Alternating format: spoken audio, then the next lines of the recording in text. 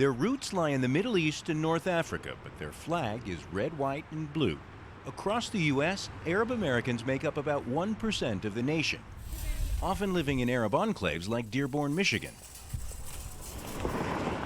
They first came here in the early 1900s for jobs at Ford Motors, then as refugees from the wars in Palestine, Yemen, Lebanon, and Iraq.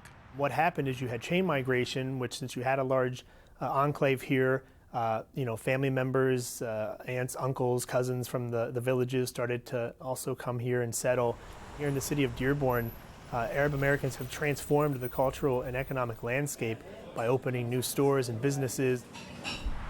Here they remade mosques, halal grocers, and the comforts of their former homes. Most Arab Americans are Christian, but they tend to unite against Islamophobia and words like this from the presumptive Republican presidential nominee.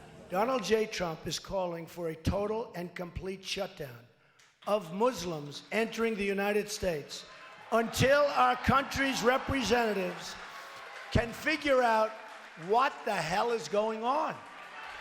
Arab Americans are hardly a cohesive voting bloc. The differences between Christian and Muslim, Sunni and Shiite still remain, so many traditionally vote with Democrats, others with Republicans. This year, while most Arab Americans seem to be leaning away from Donald Trump, they're not necessarily leaning toward Hillary Clinton. If it is between Donald Trump on the Republican side and Hillary Clinton on the Democratic side, most of them are going to stay away from voting for the top ticket. She continues to talk about more wars and more involvement in the region. And frankly, the community here is suffering from all the wars in the region. Most Arab Americans here in Dearborn voted in 2000 for Republican George W. Bush and 8 years later for Democrat Barack Obama. In this year's Democratic primary, they went for the man who would be the United States' first Jewish president. Who did you support in the primary? Sanders. Who are you going to vote for in November? Bernie Sanders.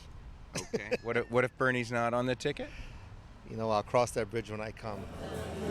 Hillary Clinton could still win over former supporters of rival Bernie Sanders. But in choosing between the parties, many Arab Americans are feeling the burn from both sides.